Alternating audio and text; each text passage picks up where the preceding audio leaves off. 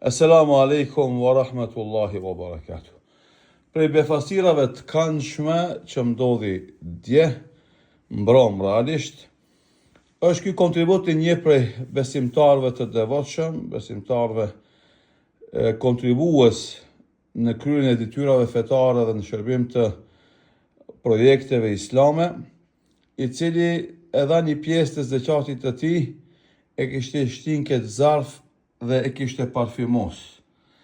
E kur e pash këtë zarf me këto pare të parfymosuna, më kujtu porosia Aishës radiallahu anha, ose veprimi Aishës radiallahu anha, e cila kur i ndante sadakate dhe zeqatet e veta, ato dirhem që i jepke i parfymoske.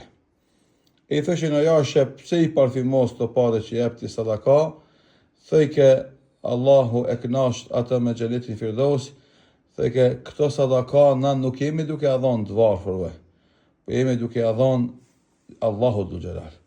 Andaj sadakaja jeme që jepet kam qef të shkojë te Allahu me aromë të këndshme. Allahu akbar.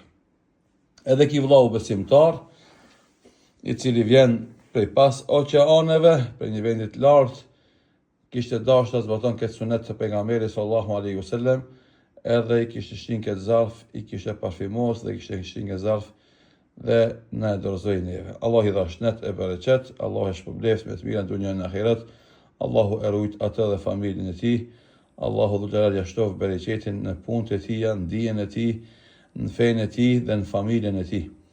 Allahu dhul xhelal ja rujt familjen, ja rujt evlat, edhe ja shumë fishoft pasurin, duke qenë vazhdimisht dordhan, bujar, fisnik, dhe kjo sadaka, ky zeqat, kjo lëmosh që ai ja jep, u bof sebeb që ai me pasu shpirtin nga të gjitha vesët dhe cenet, me kënaqë zemrën me bindjen te Allahu dhul xhelal, me ashtu Allahu punët e mira, me ngrit gradat në dunjën e ahiret dhe me qenë me te Allahu i kënaqur, e pastaj Allahu i madhëshëm me gëzuar me të mirat e tij në xhennet, duke dhënë xhennet Firdaus në shoqërinë e Muhamedit sallallahu alaihi wasallam.